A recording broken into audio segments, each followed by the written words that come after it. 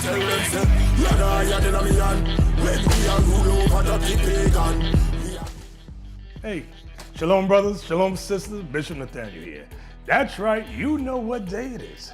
It's Shout Out Tuesday. It is Shout Out Tuesday. And I pray you brothers and sisters join me every Tuesday afternoon on IUIC Events channel, where I will be reading your kind and inspirational letters, also thanking you for your kind donations, and also covering very important biblical information for the mental well-being of our 12 tribes. That's right, 12 tribes worldwide. So hope to see you then every Tuesday afternoon on IUIC Events.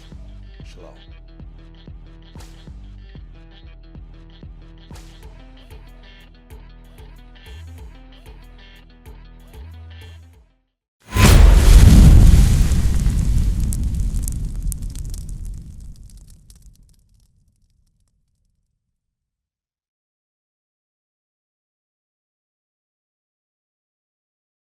So what just happened, Adolfo, right? What I want you to see is the mind starts working. It starts to realize I'm wrong. It starts to feel being of a contrite spirit is what the Bible calls it. But it's okay to feel sad right now.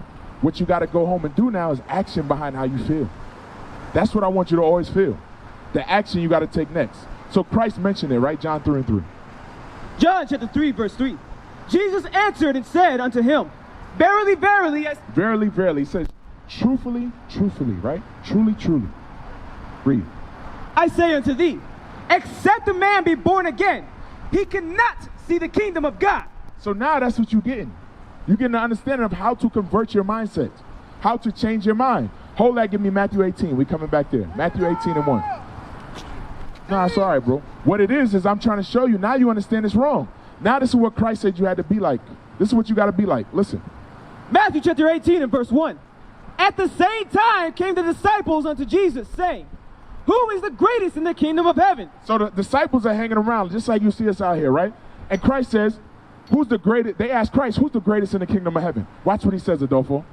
Verse 2. And Jesus called a little child unto him, and set him in the midst of them, and said, Verily I say unto you, except ye be converted, and become as little children. The Bible said you had to be converted. There's a process to converting anything. If I want to convert my money, they got to take something from me. So I may have took the mindset from you, right? That was the wrong thing to do. But now you got to put the right mindset back in there. So God said there's a process of conversion that we all have to go through. Give me Psalms 19. Look what's going to convert you. That's what it is. You go through a process of conversion. And sometimes that's going to feel good, and sometimes that's going to feel bad. But it's a process. Process of conversion. Psalms 19:7. What we got to understand is, when we start to apply God's laws, it's going to change you. Psalms chapter 19 and verse 7. The law of the Lord is perfect, converting the soul. Converting the what? Converting the soul. We don't understand how the soul works. We can change money.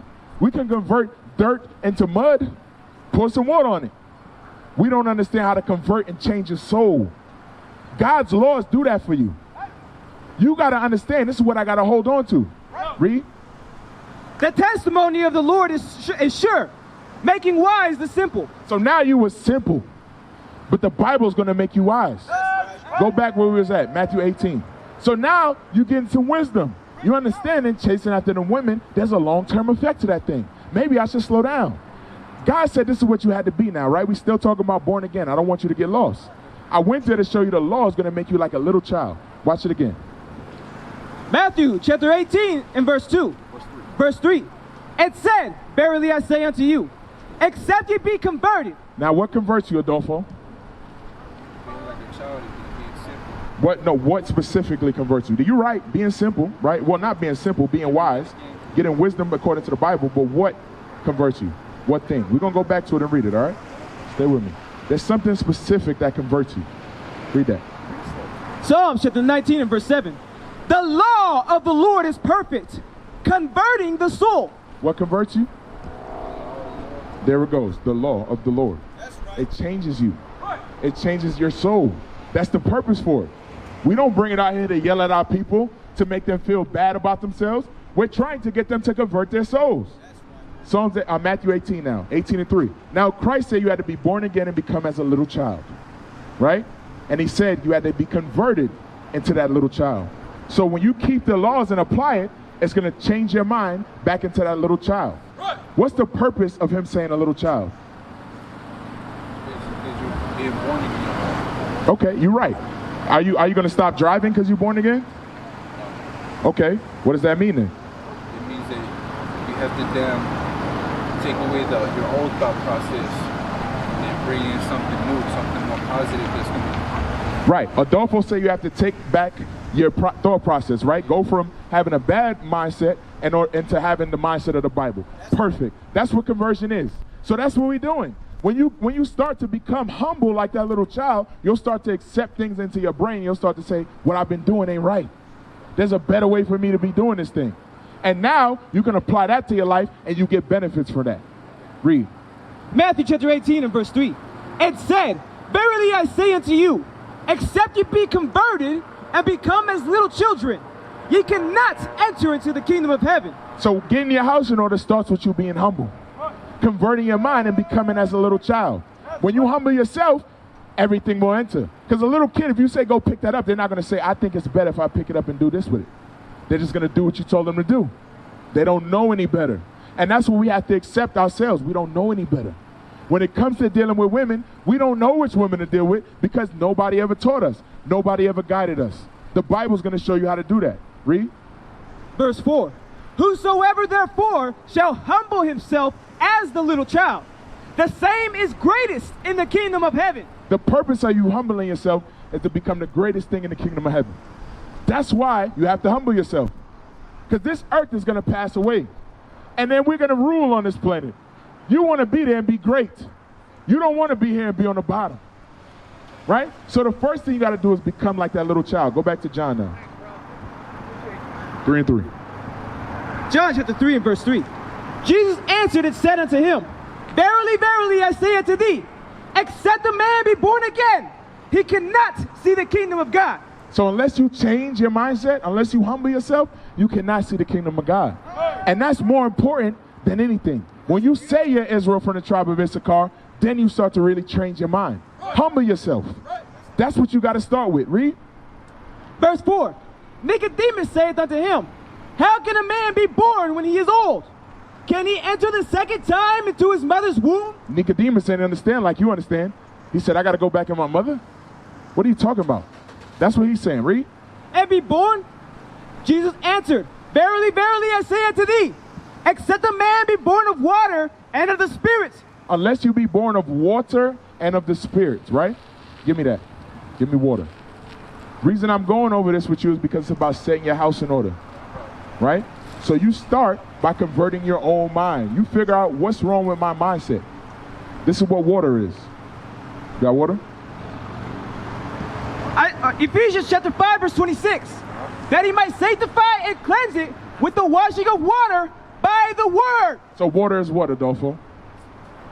The word, right? The word. So what I'm showing you is true baptism. What a Christian would call baptism is a conversion process of your brain. That's what the Bible is talking about where it says being baptized or being born again. Jump back now. Read. John chapter 3 and verse 4. Nicodemus saith unto him, how can a man be born when he is old? Can he enter the second time into his mother's womb and be born? Verse 5. Jesus answered, verily, verily, I say unto thee, except a man be born of water and of the Spirit, he cannot enter into the kingdom of God. So unless you change according to the Bible, right, the Spirit, this Bible, and the Word, this Bible, you cannot enter the kingdom of God. You're not going to get in. You may know you're Israel, but the first thing you got to do is change your mindset. And all the things that we're telling you is for you to start to change your mindset. You get what I'm saying? The word of God is the water. Yes. It's going to change the spirit. There it goes, exactly. The proper spirit is this Bible. How you should be living is this Bible. And there's nothing worse than being in a carnal mindset, than living in what this world tells you, because you're going to be destroyed with it. Right? Give me Psalms 103 and 2. After that, I'm going to bring you back. So this is what I want you to always remember. You know you're Israel, but the law is what you need to focus on. He was bringing out a lot of different things, right? And you were making reference to stuff you studied and all that stuff. That's good. That's good that you're searching and studying. But now you got to start to do these things. You don't want to be that brother that knew and you look up and you're like, oh, snap, Christ bag. What I've been reading online is real, but I did nothing about it. You see what I'm saying? You need to take action. There you go. Psalms 103 and 2. Book of Psalms, 103 and 2. Book of Psalms, chapter 103, verse 2. Bless the Lord, O my soul, and forget not all his benefits. I don't want you to forget the benefits of keeping the commandments. It's cool to say I'm Israel, but there's a benefit to changing your mindset. There's a benefit to that thing. That's the true benefit of this Bible. It's not just knowing it and saying I'm Israel. The true benefit is the application of the laws and watching that thing change your entire life. That's the true benefit of keeping the commandments. You follow what I'm saying? Watching it grow. There you go. And that's what I want you to do. I don't want you to look at this and just say this is something that's cool and it's good information to know. I want you to apply it so you never forget the benefit of it. We used to scream black power while heroin was pushed. But at the end of the day, nothing's in vain. IUIC has been given a vision. The tents of Judah has risen. Many has attempted the mission, minor murmuring, omitting, and missing the mark. Just reading that he had the flame of fire in his eyes gave us the spark. We on Paul's mission. We out on the road, purple and gold, from Mexico, Cuba, Haiti, Ghana, Sierra Leone. 144,000 boots banging, concrete crackling. These are our men repented at heart. The scriptures is proof. IUIC, we deliver the truth.